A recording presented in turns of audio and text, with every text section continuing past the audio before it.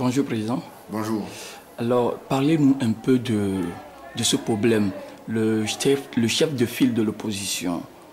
Parce qu'on vous accuse ici et là, comme quoi vous voulez porter l'habit là. Mais, non, je ne crois pas qu'on puisse m'accuser de quoi que ce soit dans l'adoption de la loi qui fait du responsable du parti qui a eu le plus grand nombre de députés aux élections législatives, le chef de file de l'opposition.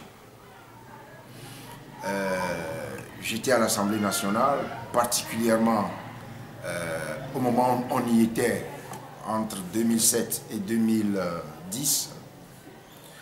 Cette loi sur le statut de l'opposition est arrivée sur le bureau de l'Assemblée nationale, qui l'a transférée à la commission des lois.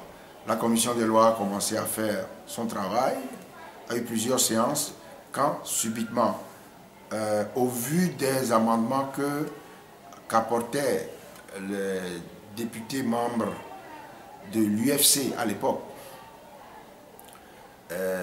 cette loi a été retirée.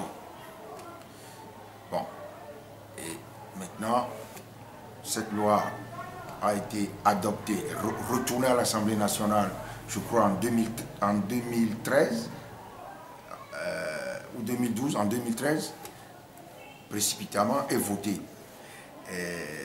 Bon, cette loi a été faite pour servir les intérêts de M. Gilles-Christ Olympio. Mais malheureusement, pour les initiateurs de la loi, M. Olympio n'a pas fait le score qu'il devait réaliser pour être le chef de file de l'opposition. Et il se fait que, après les législatives, l'application de la loi fait du président de l'ANC le chef de file de l'opposition. C'est tout ce que je peux vous dire. Moi, je ne revendique rien, mais je crois que je suis, par l'application de la loi, le chef de file de l'opposition. Et je souhaite et j'espère en tirer le maximum de profit pour la lutte que nous menons. Et d'ailleurs, c'est dans ce sens et dans le rôle de chef de file de l'opposition que j'ai adressé vendredi dernier, 14 février, une lettre au chef de l'État pour lui demander de prendre toutes les dispositions pour que le dialogue nécessaire à l'organisation d'élections libres, transparentes et démocratiques au Togo puisse avoir lieu dans les meilleurs délais, en lui rappelant l'engagement pris par les autorités togolaises lors des discussions que nous avons eues avant la tenue des élections législatives. Discussion au cours de laquelle, comme je le dis, le gouvernement a pris l'engagement d'organiser le dialogue juste après les élections législatives. Et alors, Président, est-ce que cette loi est en vigueur présentement? Mais la loi est en vigueur. Et quels en sont les bénéfices ou les avantages de cette loi? Alors, vous irez consulter la loi et vous verrez les avantages. Je ne sais pas s'il y a des avantages et des inconvénients, mais en tout cas, la loi fait du responsable du parti ayant réalisé le meilleur score dans l'opposition le chef de file de cette opposition.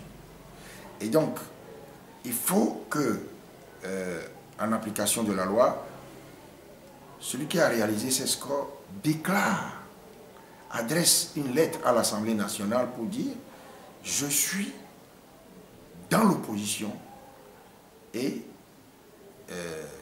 conformément à la loi, je suis le chef de file de l'opposition. » Démarche que nous avons effectuée. Et si on vous donnait des gardes, la sécurité, un bureau? Oh non, enfin, on n'est pas chef de file de l'opposition pour bénéficier d'avantages matériels. Mais quel titre M. Olympio a encore aujourd'hui une sécurité? Ben, je n'en sais rien, il faut poser la question, les mieux indiqués pour vous répondre.